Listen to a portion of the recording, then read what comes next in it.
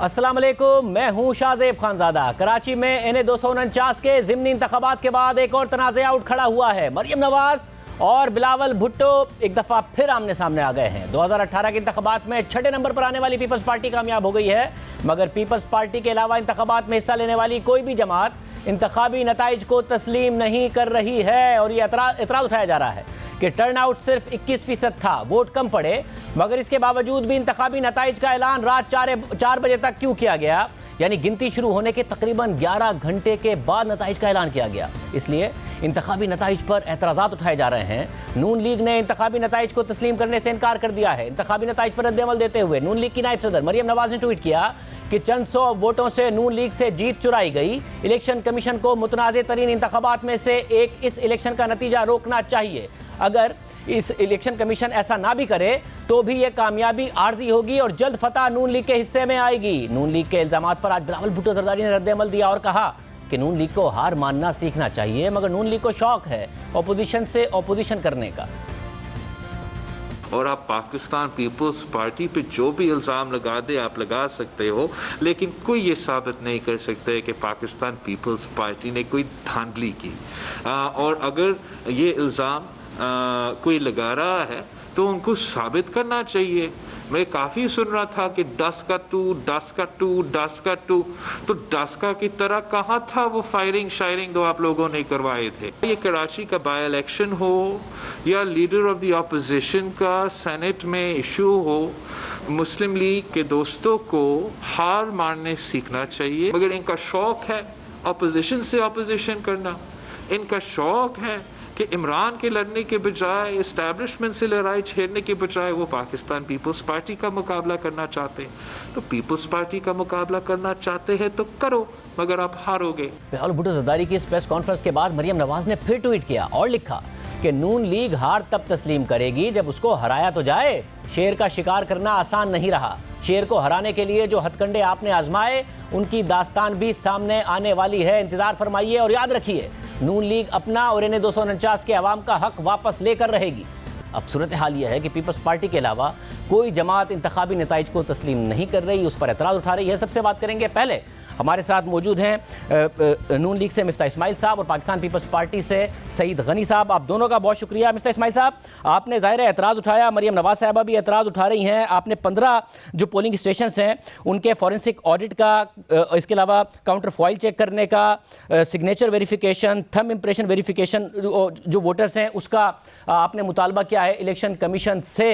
Peoples party जीती है, poles में नहीं नज़र आ रही थी, मगर बहुत ज़्यादा तादाद थी ऐसे वोटर्स की जो डिसाइड नहीं कर पाए थे कि उन्होंने किसको वोट देना है। और आप ही कह रहे थे कि पीपल्स पार्टी हल्के में काम करना अब अचानक शुरू हो गई है। आप समझते हैं कि उस वजह से पीपल्स पार्टी जीत गई होगी? शुक्रिया शाहजेब। देखिए, मैंने इलेक्शन से कोई 4 दिन पहले खुद अपने पास से एक करवाया था पोल, तो पीपल्स पार्टी के 15% वोट थे, PTI के 21% थे और हमारे 37% थे। ये हमने निजी तौर पे करवाया था।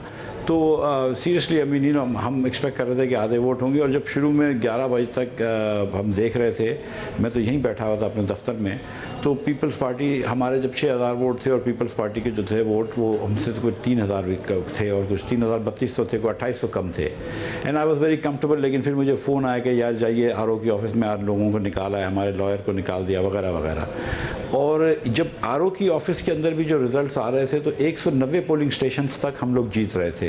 तो जितने भी पोलिंग स्टेशंस के रिज़ल्ट जल्दी आ गए थे हम जीत रहे थे। जो पोलिंग स्टेशंस के रिज़ल्ट देर से आए हैं उसके अंदर हमने हार शुरू हुई, विच इज़ वेरी अनयूजुअल कि अगर आप 190 पोलिंग स्टेशंस में जीत रहे होते हैं और 140 में जीत रहे होते हैं, 100 में जीत रहे होते हैं, 135 में जीत रहे होते हैं, तो फिर बड़ी अजीब बात है कि हम आखिर में हारना शुरू हो जाएं।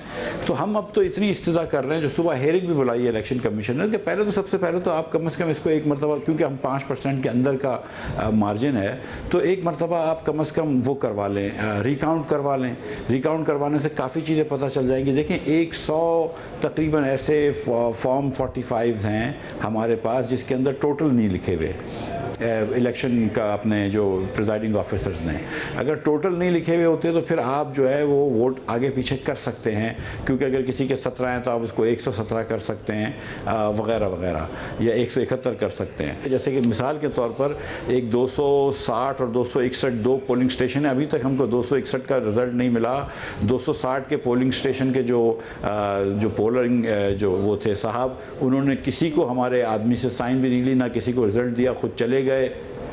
अब जो इलेक्शन कमीशन से हमको जो रिज़ल्ट मिला तो हमारे 12 वोट हैं, उनके 224 वोट हैं। बड़ी अजीब सी बात है कि जहां हम हार रहे हैं वो देर से हैं, उसमें रिज़ल्ट नहीं दिया। तो कुछ ऐसी अनयूजुअल चीज़ें हैं कि जिससे पैटर्न इस्टेब्लिश होता है कि कुछ ना कुछ इसमें शायद दाल में काला है फाइव में से। तो बेस्ट ये होगा कि इसको आप एक मरतबा शफाफ करने के लिए इसको कम से कम इनिशियली पहले जो है वो आप देखें कि इसको रिकाउंट करें, उसके बाद देखें कि क्या होता है। मैं आपको एक और एग्जांपल दे देता हूँ कि एक कोई साहब खड़े हुए थे मोहम्मद इस्माइल, आखिरी एक सेकंड के लिए, एक कोई साहब मोहम्मद इस्माइल खड़े हुए थे। मोहम्मद इस्माइल साहब को उन्होंने 83 वोट दे दिए और मिफ्ता इस्माइल अहमद को 0 वोट दिए। हमारे पोलिंग एजेंट ने जाके करेक्ट किया। लेकिन अब दो हो गए फॉर्म 45।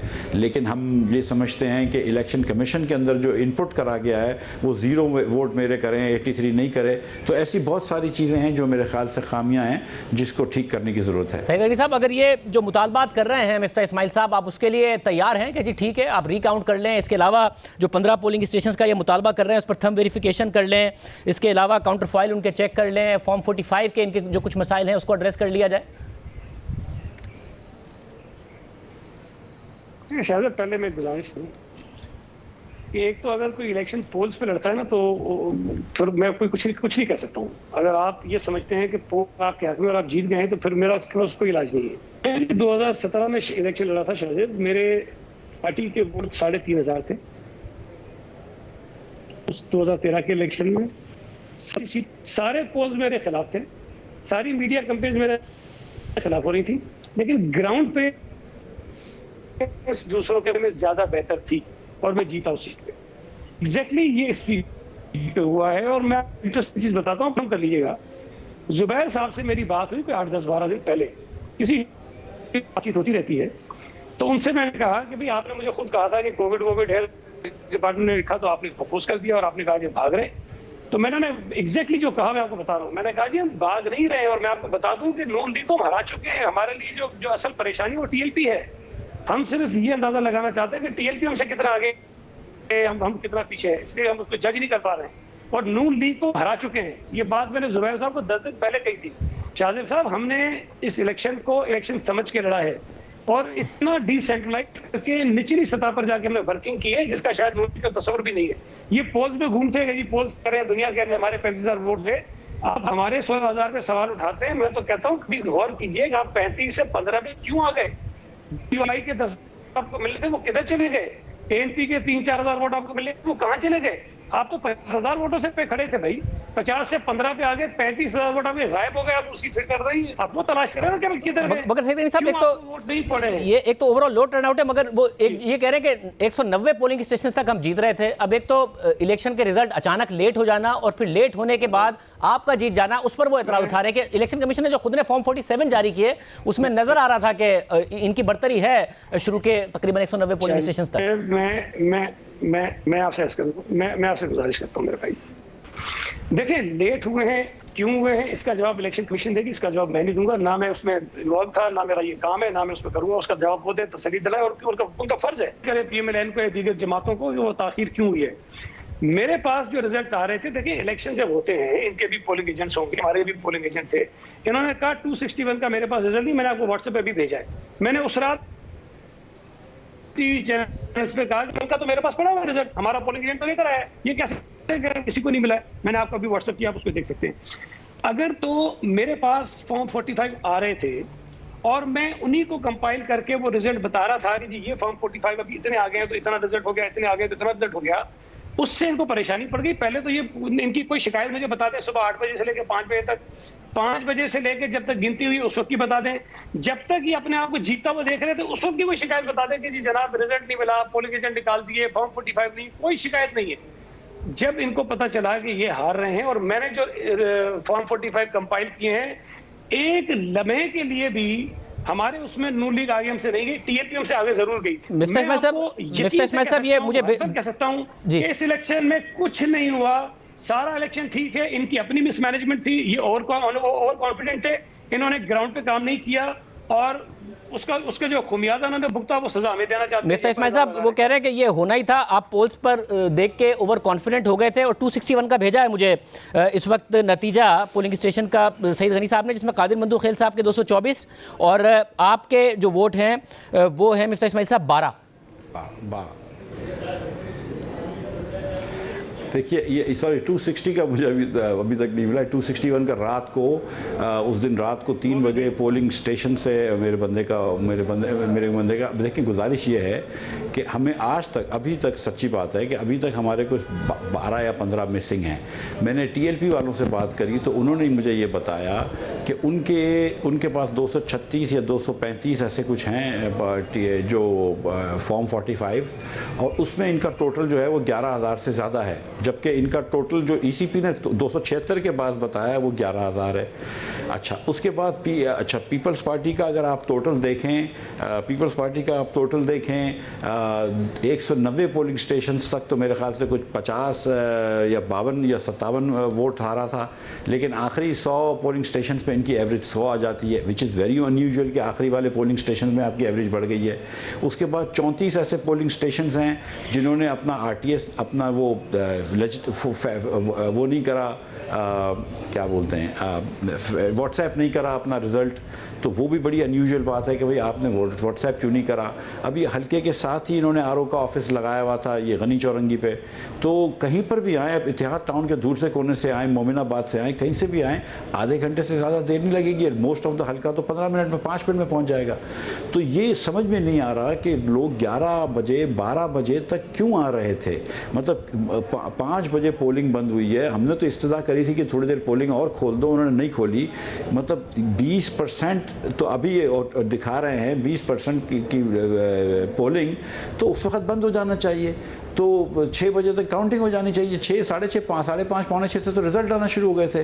तो कोई आदमी अगर 11-12 बजे पहुंचता है तो सवाल तो उठेगा ना। तो हम तो सिर्फ इस वक्त किसी को कुछ नहीं कह रहे, माँ सिवाय इसके सईद गनी साहब को डिफेंसिव नहीं होना चाहिए। हम तो सिर्फ इलेक्शन कमीशन से ही कहते हैं कि हमको ये बताओ कि ये क्यों हुआ है और काउंटिंग कर दो, फोरेंसिक ऑडिट कर दो। अगर इनको लेजिटिमेटली जीते हैं और अल्लाह की मेहरबानी से अगर इनको इतना श्योरिटी है तो इनको किसी चीज़ पे अपोज नहीं करना चाहिए। इनको अपोज क्यों करना चाहिए? फिर बिस्मिल्लाह करें सईद भाई, हाँ बोलते हैं कि कर ले यार, क्या मसला है। लेकिन तो फैक्ट इज कि ये डरे हुए, हम समझ रहे हैं सच्ची, तो हाँ बोलते हैं। सईद गनी साहब, क्या आपको डर तो नहीं है कि अगर लेट पहुंचे लोग तो डस्का की तरह, जिस तरह तहरीक इंसाफ निकली पीछे, तो आप लोग पीछे निकलेंगे? या आप तैयार हैं कि जी करें जो मुतालबात ये कर रहे हैं, कर लें इसकी तहकीकात, ये बिल्कुल ट्रांसपेरेंट इलेक्शन निकलेगा?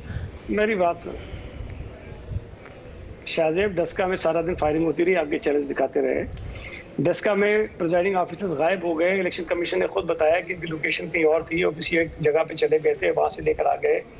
उन पोलिंग स्टेशंस के रिजल्ट्स बहुत ही मुख्तलिफ थे। इस 276 पोलिंग स्टेशन आप उठा के देख लीजिए, आपको कोई एक नतीजा भी अनयूजुअल नहीं लगेगा। यहाँ आपको 224 और 12 का फर्क है। मैं आपको हमारी पोलिंग स्टेशन के ऐसे रिजल्ट दिखा सकता हूँ जो मेरे पास फॉर्म 45 पड़े, जिसमें कहीं हमारे 2 वोट हैं, कहीं हमारे 4 वोट हैं, इनके 100 के अंदर हैं। ये आपको एक पोलिंग स्टेशन बता रहे हैं कि इनके 83 वोट, या वो 83 नहीं बल्कि शायद 84 हैं, वो किसी और के नाम लिख दिए। मैं आपको 2 बताऊंगा हमारे पोलिंग स्टेशन ऐसे हैं जहाँ हमारे वोट किसी और के नाम के आगे लिखे। सईद गनी साहब जो हैं वो इतना समझते हैं और अगर इतना कॉन्फिडेंट हैं तो फिर इनको डर किस बात का? फिर बिस्मिल्लाह करें और हमारी सारी बातें मान लें और शफाफ ही हो जाएगा ना। आप तो वो कह तो रहे हैं कि कानूनी तौर पर कर लेते हैं तहकीकात इलेक्शन कमीशन, हमें नहीं है एतराज, वो कह तो रहे हैं। नहीं तो ये अपोज कर रहे हैं ना, देखें ये अपोज कर रहे हैं, ये जाके कल बोल दें कि हाँ जो मिफ्ता कह रहा है वो ठीक है। सईद गनी साहब, आप कल कह देंगे जाके जी कर लेते तहकीकात, कोई मसला नहीं है, या कल अपोज करेंगे? देखिए शाहजेब साहब, ये कोई मजाक ऐसे नहीं होता, ये कह दे और हम वो कह दें। कानूनी तौर पर इनका जो हक है ये इस्तेमाल करें, हमारा जो कानूनी हक हम इस्तेमाल करेंगे। अगर ये मजाक ऐसे बनना शुरू हो गया कि कोई बंदा इलेक्शन जीता और हारने वाला 10 आदमी खड़े हो जाए आकर के जी इसको चैलेंज करेंगे, भाई इलेक्शन कमीशन में जाओ, कोर्ट में जाओ, जो आपको करना है करो। लेकिन आप ये खामखा का शोर मचा रहे हैं। मैं आपको बता देता हूँ, आपको पता है कि आप हारे हैं, आपको पता है। आप बिला जवाब इशू बना रहे हैं इसलिए कि आपने ईगो का इशू बनाया था, आप और कॉन्फिडेंट थे, आप ये तसव्वुर भी कर रहे थे कि हार जाएंगे। सईद भाई, आप हार गए तो इशू बना रहे हैं। सईद भाई, ये आपको भी पता है। नहीं देखिए सईद भाई, आपको भी पता है और मुझको पता है कि अच्छा मिफ्ता भाई, दोनों हम दोनों को पता है। अच्छा मिफ्ता भाई, मैं बता रहा हूं, अच्छा मेरी बात सुनिए, अच्छा मेरी बात सुने, अच्छा मुझे जानते हैं ना, ला इलाहा इल्लल्लाह मुहम्मद रसूलुल्लाह में कलमा पढ़ के कह रहा हूं, इस इलेक्शन में कुछ भी नहीं हो, आप हारे। पढ़े आप कलमा क्या जीते? आप पढ़े कलमा, आप कहें कि जीते, आपके पास सबूत है किसी चीज के? मैं आप हस्बैंड कहता हूं कि आप हारे और इलेक्शन में कुछ भी नहीं हुआ। मैं तो आप करें पढ़े कलमा अगर आप सच्चे, देखो मेरी आप उठाए ना लब, देखिए आप गलत मेरे कह भाई रहे हैं, मैं तो आप गलत कह रहे 100% हैं, मुझे आप जानते हैं, मुझे आप जानते हैं, मैं जब कह रहा हूँ कि नहीं है तो बताइए, अगर होता तो मैं किसी और तरह बात कर रहा हूँ, मैं कलमा पढ़ के आपको कह रहा हूँ, मैंने पूरा इलेक्शन मॉनिटर किया है, पूरा इलेक्शन देखा है, किसी एक पोलिंग स्टेशन सैयद साहब बोलने का मौका दीजिएगा, सैयद साहब बोलने का मौका दीजिएगा जी। शायद अगर जी सैयद भाई, अगर आप दुरुस्त कह रहे हैं तो फिर तो कोई हर्ज ही नहीं होना चाहिए आपका। मैं क्या कह रहा हूं, मैं आपके वोट तो नहीं करवा रहा ना, मुझे तो ये पता है कि आपने इलेजिटिमेट मीन। सर मेरी बात तो सुन लो यार, मेरी मगर देखिए सईद गनी साहब सईद गनी साहब ये देखें ना मेरी बात जी जी मेरी बात सुन लो ना सईद भाई, मेरी बात सुन ले। गुजारिश ये है कि क्या आपको भी पता है कि आपने इलेजिटिमेट मीन्स तो बहुत इस्तेमाल कर रहे थे, उस बात को छोड़ दो। आपने लोगों को पैसे दिए, मैं उसकी बात नहीं कर रहा हूँ। आपने लोगों को राशन बांटे, मैं उसकी बात नहीं कर रहा हूँ। आपने लोगों में पाइप डाले, आपने उसकी बात नहीं कर रहा हूँ। आपने ये ठीक है, मेरी नहीं सिर्फ गवर्नमेंट मुझसे ज्यादा पैसे तो बहुत लोग दे सकते हैं, नहीं मुझसे ज्यादा पैसे तो बहुत लोग दे सकते हैं, आपको भी पता है। सिंध नहीं मेरी नहीं सईद भाई देखो आप इसको मजाक में नहीं लेके जाओ। बात सच्ची है कि आपने सारे इलेजिटिमेट मीन्स इस्तेमाल करे। आपने राशन दिए हैं 4000 तो कल आपने राशन दिए थे, 1000 उसने इत्तेहाद टाउन में दिए। उसके अलावा सुनो मेरी बात सुन लीजिए ना आप। उसके बाद आपने पाइप्स फेंके हैं, आपने कितने करोड़ों रुपए के पाइप्स फेंके हैं, आपने क्या क्या करा है, रोड बनाए। अल्लाह का शुक्र है मैं बल्दिया के अंदर तो पीपल्स पार्टी ने 13 साल से काम नहीं किया, आपने काम करे, ये बात तो तय। आपने रोड बनाए सारे के सारे। सुन लो मेरी बात, सुन लो पूरी बात सुन लो। नहीं मेरी बात पूरी सुन लो भाई। देखो मेरी शराफत का फायदा नहीं उठाओ। आपको पता है कि मैं बहुत सारे नाम ले सकता हूं आप लोगों की तरफ से, मैं नाम नहीं ले रहा हूं। आपको भी पता है कि मैं बहुत सारे नाम ले सकता हूं। आपको भी पता है कि कौन कितने किधर आपने पैसे लगाए। मुझसे नाम ना लो, मुझसे ना लो। आपको पता है, मैं आपको पता है कि मैं आपको भी पता है कि मैं इस टाइप का आदमी नहीं हूं जो ऐसे नाम लूंगा। आपको भी पता है कि आपको मैं इस टाइप का आदमी नहीं, तो नाम तो पता है। क्या मैं बात गलत कर रहा हूं? क्या आपने अच्छा कलमा करके अच्छा आप देखो, मैं तो कलमा नहीं पढ़ता किसी भी चीज पे। देखो मेरी बात सुनो, मैं तो किसी चीज पे कलमा नहीं पढ़ूंगा, लेकिन आप कलमे पढ़ रहे हो तो क्या आपने राशन नहीं बांटे हैं लास्ट वीक 5000 से ज्यादा? मैंने एक भी नहीं बांटा। मैंने ना किसी को दिया है ना बांटा है, ना मुझे इनमें किसी के जाके बांटा है। यार मेरी बात सुने मेरे भाई, छोड़ दो यार। अच्छा पर्सनल के अलावा सईद गनी साहब इलेक्शन कमीशन में दोस्त है, झूठ ना बोलो। मेरी बात सुनो, अगर आपके दिल में चोर नहीं है ना, आपके दिल में चोर नहीं है तो बिस्मिल्लाह करो और फोरेंसिक करा दो। मसला क्या है? रिकाउंट तो शुरू कर दो, करा दो, खत्म। मसला क्या है? रिकाउंट तो मेरा लीगल हक है। सईद गनी साहब इस पर लास्ट कमेंट रिकाउंट हो जाएगा तो आप करें ना। नहीं आप करें ना। नहीं देखिए रिकाउंट आपका हक है, आप इलेक्शन कमीशन में जाए ना मेरे भाई, आप जाके दरखास्त दें, होना होगा। चला गया हो ना भाई, और क्या सुबह ये कुछ होगा, बस करवा लें नहीं कोई बात नहीं। आप दोनों का बहुत शुक्रिया, आप दोनों का बहुत शुक्रिया। तहरीक इंसाफ का इस पर क्या मौक़िफ़ है, अली ज़ैदी साहब से पूछेंगे। तहरीक इंसाफ को बुरी तरीके से इस मामले में शिकस्त हुई है। एक ब्रेक के बाद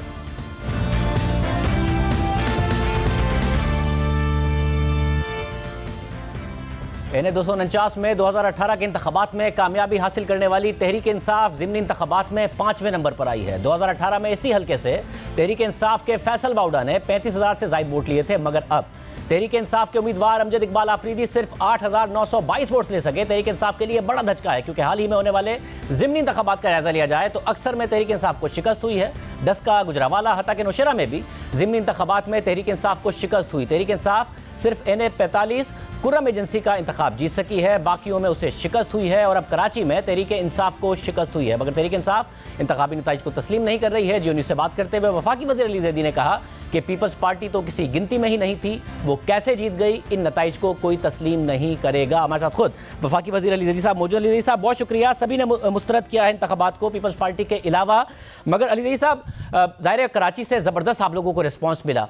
कराची से ना जीतते तो शायद आज आप वज़ीर ना होते, इमरान इस्माइल साहब गवर्नर ना होते, आरिफ अलवी साहब सदर ना होते, फैसल बाउडा साहब वज़ीर ना बनते और अब फिर सेनेटर ना बनते। ये जो परफॉर्मेंस इस वक्त है, आप मुतमईन हैं या आपके ख्याल में तहरीक इंसाफ को देखने की ज़रूरत है कि कराची में क्यों हम इतने अनपॉपुलर हो रहे हैं? शाहज़ेब अस्सलाम वालेकुम, थैंक यू। 2-3 चीज़ें आपने, क्योंकि काफ़ी लंबा वो तमीद बांधी है तो मुझे थोड़ा सा रिस्पॉन्ड कर लेते हैं। पहली बात यह कि बिल्कुल ठीक बात की आपने जो आखिर में की कि हमें कोई इंटरनल रिव्यू की ज़रूरत है, बिल्कुल है।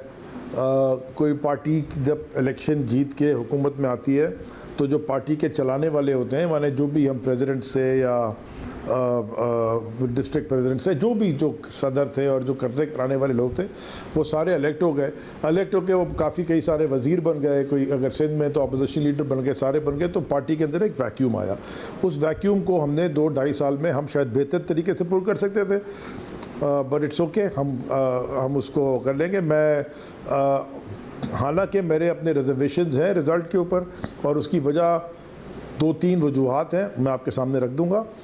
लेकिन उसके बावजूद, वजूहात रखने के बावजूद, मैं मुबारकबाद ज़रूर दूंगा जो जीत गए। बंदूखेल साहब, कादिर खान बंदूखेल साहब, वो इलेक्शन जीत गए।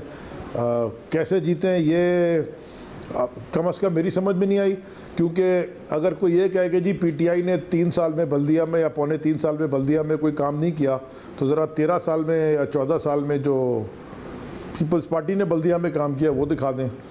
तो हालांकि सूबाई हुकूमत भी उनकी है, ये तो नहीं कि बल्दिया में कोई दूध की नदियाँ बह रही थी, वहाँ तो पानी के नल भी नहीं चलता। बट एनीवेज वो ये बात जो आप कह रहे हैं ये बात दुरुस्त है कि जब सर्वेज हुए, वो किसी जो सर्वेज हुए उसमें भी नजर आया कि जो बल्दिया के अवाम हैं उनका पानी बहुत बड़ा मसला है, कचरा बहुत बड़ा मसला है, ये सारे बड़े मसाइल हैं और ये ज़ाहिर है पीपल्स पार्टी की हुकूमत की जिम्मेदारी थी। मगर फैसल वाउडा साहब ने ये सारे वादे किए थे। आपके ख्याल में, क्योंकि जो सर्वेज हुए उसमें 2 सर्वे में अवाम आपके फैसल वाउडा साहब की कारकर्दगी से मुतमईन नहीं थे, आपके ख्याल में वो वादा पूरा किया गया, उस हल्के पे उतनी तवज्जो दी जितना वादा किए गए थे इलेक्शन से पहले? एक प्राइम मिनिस्टर का एसडीजी फंड होता है, उस फंड के तहत हम सब एमएनएस को पैसे मिले डेवलपमेंट वर्क्स करने के, और वो जितने पैसे मुझे मिले उतने ही फैसल वाटर साहब को मिले, और जितने पैसे फैसल वाटर साहब को मिले उन्होंने अपने हिसाब से हल्के में काम करवाया। बट आई डोंट थिंक कि वो इतना तबाही है कराची के अंदर इंफ्रास्ट्रक्चर की कि आप वो जो 15-20 करोड़ रुपए या 30 करोड़ रुपए अगर 2 साल के लगें तो दैट्स नॉट, वो इनफ पैसे नहीं है। लेकिन फिर भी उन्होंने जो भी काम किया करवा सके करवाए। लेकिन मैं सिर्फ जो आपकी मैं वजूहत जो जिसके ऊपर मेरा कल रात का कमेंट था, वो नंबर 1 ये कि कराची एक शहर है पाकिस्तान का सबसे बड़ा, दुनिया का शायद तीसरे नंबर का। उस शहर में इलेक्शन हो रहा है, कोई देहात में नहीं हो रहा, रूरल इलेक्शन नहीं, अर्बन शहर के अंदर इलेक्शन है। 15-15 मिनट या 10-10 मिनट की वॉक के ऊपर आपके पोलिंग स्टेशंस हैं। मुझे अभी भी इस बात की समझ में नहीं आई कि सुबह के 4 बजे तक ये रिज़ल्ट फाइनल नहीं हो रहा था। तो ये इतना मुश्किल काम किया था रिज़ल्ट फाइनल करना, नंबर 1। नंबर 2, हमारे पास एक मॉनिटरिंग सिस्टम है मॉनिटर करने का इलेक्शन, और हमें कई पहले से समझ आ जाती है कि उसमें कोई 10 से 15% का, 20% का चलें, बहुत मैं जनरस मार्जिन दे दूँ, फ़र्क होता है। 16,500 तकरीबन या 480-85 लोगों ने हमारे कैंप्स में से आके रजिस्टर कराया। वो हमारी एक मोबाइल ऐप है, वो उसमें आईडी कार्ड डाल के हमें पता चलता है कि वोटर कहाँ है। उस 16,800 जो भी 400 या 500 जो भी लोग थे, उसमें से आधे लोगों ने हमें वोट दे दिया, आधे लोगों ने किसी और को दे दिया, क्योंकि ये ऐसे कभी हुआ नहीं है। मगर फॉर्म 45 भी है आपके पास इसका, क्योंकि अक्सर इसका फॉर्म 45 भी है, क्योंकि अगर आपके पास रजिस्टर कराया किसी और को, फॉर्म 45 भी है, क्योंकि कल हम 10:30 बजे जब आफरीदी साहब से बात कर रहे थे तो उनके पास नहीं थे। मैंने नहीं, हमारे तो कैंडिडेट को अंदर ही नहीं जाने दे रहे थे, बड़ी देर बाद वो अंदर जाने दिया, वो तो बाहर बैठे थे। अब मैंने ये एक अपने कैंडिडेट को, जो हमारी इलेक्शन सेल है, उनको मैंने कहा, क्योंकि हमारे पास पोलिंग बूथ वाइज और यूसी वाइज और पोलिंग बूथ वाइज डेटा है कि कितने लोगों ने रजिस्टर कराया और किस आदमी के मोबाइल ऐप पे रजिस्टर कराया, वो भी डेटा हमारे पास होता है। उसको मैच कर लें फॉर्म 45 से, तो हमें 1 आध दिन में ये खबर मिल जाएगी कि इस हल्के के, इस पोलिंग बूथ के फॉर्म 45 में हमें इतने वोट पड़े और यहाँ इतने लोगों ने रजिस्टर कराया। तो हमारे पास एक डेटा थोड़ा सा समराइज हो जाएगा। लेकिन ठीक है, इलेक्शन हुआ। मैं आपके शो के तवज्जो से जो हमारे पीटीआई में के जो बल्दिया के वर्कर्स हैं, बल्कि पूरे कराची के जितने वर्कर्स हैं, उन सबको मैं खराजी तहसीन पेश करना चाहता हूँ। उन्होंने इलेक्शन बड़ा जोरदार लड़ा। मगर अली साहब एक और बात बताइएगा, अब से 2 महीने पहले, रिजल्ट अब से 2 महीने आप एक्सेप्ट कर रहे हैं, यानी आप चैलेंज नहीं करेंगे? नहीं, मैं कह रहा हूं कि एक्सेप्ट करें कि ये हुआ है, और अगर वो हमारे जो कैंडिडेट थे वो समझते हैं कि वो कोर्ट में जाना चाहते हैं, तो मैं उनकी पूरी मदद करूंगा कोर्ट में जाने की। वो उनका जमहूरी हक है, कानूनी हक है, वो ज़रूर जाएं। सब और आपने कहा कि हमें ज़रा इनवर्ट देखने की ज़रूरत है, क्योंकि मलीर में 2 महीने पहले इलेक्शन हुआ, पीपल्स पार्टी ने 24,000 लिए और आप तीसरे नंबर पर आए। हालांकि 18 के इलेक्शन में आप दूसरे नंबर पर थे 16,000 वोट लेकर, तहरीक लब्बैक दूसरे पर आ गई, तो वहां पर भी आपकी कारकर्दगी पर सवालात उठे और पार्टी के अंदर से भी आवाज़ उठी कि जी कैंडिडेट सही नहीं था। तो कहीं ना कहीं देखने की जरूरत है कि कराची जिसने इतना ज़्यादा ज़बरदस्त रिस्पॉन्स दिया था, इसमें क्या हम कराची में डिलीवर नहीं कर रहे जो हमने वादे किए थे? और वैसे भी कोई बहुत अफसोस की बात होगी कि कराची के अवाम का इलेक्टोरल जो प्रोसेस है उससे एतमाद उठे, क्योंकि बहुत कम टर्न आउट है। किसी भी पार्टी के लिए कोई बहुत ज़्यादा लंबी तादाद में लोग बाहर नहीं निकले हैं कि उन्हें लगे कि कोई पार्टी हमारे मसाइल नहीं हल करती है, बस वादे करती है। ये आपकी बात बिल्कुल ठीक है कि टर्नआउट बहुत कम था। हमने इलेक्शन कमीशन को, शायद खुर्रम शेर जमान जो हमारे कराची की सदर हैं, उसी वक्त उनको दरख्वास्त की थी लिख के कि आप, मेरे ख्याल में और भी कैंडिडेट्स ने की थी कि आप इसको ईद के बाद ले जाइए। रमज़ान में जुमेरात का दिन 40 डिग्री गर्मी पड़ रही है, उस इलाके में पानी का वैसी प्रॉब्लम है। वो कोई कराची का बहुत अप स्केल पॉश इलाका नहीं, बड़ा पसमानदा, बड़ा लोगों की ज़िंदगी मुश्किलात में है। मगर वो इलेक्शन कमीशन ने नहीं मानी, वो जो इलेक्शन कमीशन का फ़ैसला था। लेकिन एक बात और भी है, हर चीज़ का नेगेटिव पॉजिटिव पहलू ज़रूर होता है ना। ये भी आप देखिए कि ये हमारी शायद आपको तारीख़ में ऐसी कम नज़र आएगा कि सिटिंग गवर्नमेंट अगर बहुत सारे इलेक्शन हारती है, इसका मतलब ये एक चीज़ तो क्लियर होता है कि हम धांधली में बिलीव नहीं करते, वरना अगर करते तो हम तो फेडरल गवर्नमेंट है, हम बहुत कुछ कर सकते थे। हम फ्री एंड फेयर इलेक्शन में बिलीव करते हैं। तो ये सारे आके टीवी के ऊपर नॉनसेंस बात करते हैं ना, बिल्कुल आपने कहा कि कराची के लोगों ने हम पे भरोसा किया। हाँ, अगर वो हमसे ज़्यादा एक्सपेक्ट कर रहे हैं, मैं एग्री कर रहा हूँ, एक्सेप्ट कर रहा हूँ कि वो हमसे बहुत ज़्यादा एक्सपेक्ट कर रहे हैं। मुझे 18वीं तरमीम के बाद जितना हम कर सकते हैं हम कर रहे हैं, कोशिश करेंगे और बेहतर करें उसको। मुझे आखिर में ये बताएगा कि ये क्या आप समझते हैं दुरुस्त हिकमत अमली थी पार्टी की कि डुअल नेशनलिटी के हवाले से फैसल बावड़ा साहब से सीट खाली कराना, उन्हें सेनेटर बनाना, क्योंकि सीट चली गई आप लोगों की? शायद पार्टी की जो हिकमत अमली होती है ना, मेरी आदत नहीं है मैं टीवी के ऊपर बात करूं। जो भी हिकमत अमली थी, जो मेरी राय थी पार्टी के इंटरनल वर्किंग्स पे, वो मैं पार्टी के अंदर की जो मीटिंग है उस पर देता हूं। मेरी तरफ से आपको कभी भी आज तक, आप मुझे पता नहीं 15 साल से जानते हैं ज़्यादा, कभी टीवी के ऊपर या किसी भी ओपन फोरम के ऊपर मैं पार्टी की बात नहीं करता। मगर जो फैसला आपको दुरुस्त लगता है, मगर जो फैसला आपको दुरुस्त लगता है वो तो आप टीवी पे कह देते हैं। अगर ये दुरुस्त नहीं लगा, आप इसको गलत ना कहिए, मगर आप दुरुस्त नहीं कह रहे हैं। देखिए नहीं, मैंने तो ये नहीं कहा कि मैं जो भी फैसला पार्टी का था, आई ओन इट 100%। बहुत शुक्रिया अली साहब हमारे साथ मौजूद थे। प्रोग्राम में एक ब्रेक शामिल करते हैं और आम पर बात करें।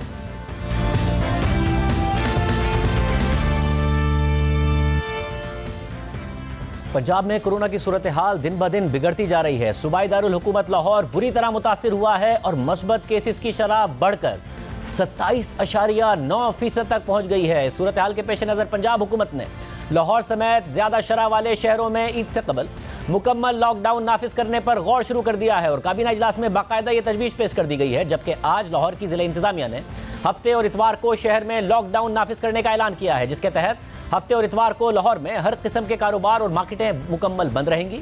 सिर्फ medical stores, petrol pumps, vaccination centres समेत ज़रूरत की अशिया की दुकानें खुली रहेंगी। जबकि हफ्ते और इतवार को बेनस सूबाई ट्रांसपोर्ट पर भी मुकम्मल पाबंदी होगी। इसके अलावा आज वज़ीर सेहत सिंध अजरा पेचोहो ने कहा है कि गुज़िश्ता रोज़ कोरोना के 13 सैंपल्स पर तहकीक की गई, तो उनमें से 10 में बरतानवी किस्म का कोरोना वायरस पाया गया, जबकि 2 में जनूबी अफ्रीका और ब्राज़ीलियन किस्म का कोरोना वायरस पाया गया। वज़ीर सेहत सिंध ने खबरदार किया है कि जनूबी अफ्रीका और ब्राज़ीलियन किस्म के कोरोना वायरस की शरह अमवात बहुत ज़्यादा हैं। इसके अलावा कोरोना वायरस की यह किस्म वैक्सीन रिस्पॉन्सिव भी नहीं है, यानी इस पर वैक्सीन भी असर नहीं करती। कल जो है 13 जो है सैंपल्स की जीनोमिक स्टडी हुई है। इसमें 10 जो है यूके वेरिएंट आए हैं और 2 अफ्रीका और ब्राज़ीलियन वेरिएंट आए हैं। और जो ब्राज़ीलियन और साउथ अफ्रीकन वेरिएंट है उसकी भी फैटेलिटी बहुत हाई है। इसके अलावा जो है ये जो है वैक्सीन रिस्पॉन्सिव भी नहीं है, यानी कि आप अगर वैक्सीनेशन भी करते हैं तब भी आपको ये बीमारी लग सकती है।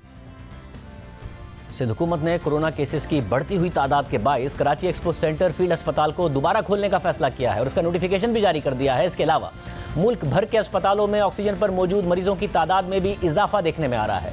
वफाकी वजीर मनसूबाबंदी और सरबराह NCOC असद उमर ने ट्वीट किया कि गुज़िश्ता रोज़ ऑक्सीजन पर मौजूद कोरोना के मरीजों की तादाद 5360 तक पहुँच गई है, जो गुज़िश्ता साल जून में आने वाली पीक से 57% ज़्यादा है। दूसरी जानिब मुल्क भर में वैक्सीनेशन का सिलसिला भी जारी है। NCOC ने ऐलान किया है कि कल 1 मई को लेबर डे की छुट्टी के बावजूद मुल्क भर में तमाम वैक्सीनेशन सेंटर्स खुले रहेंगे और वैक्सीनेशन का अमल जारी रहेगा। एहतियात कीजिए, मास्क पहनिए, वैक्सीन लगवाइए और हुकूमती हिदायत पर सख्ती से अमल कीजिए ताकि हमें भी खुदा न खास्ता भारत जैसी सूरत हाल का सामना ना करना पड़े। प्रोग्राम में ब्रेक शामिल करते हैं और रामपुर पर बात करेंगे।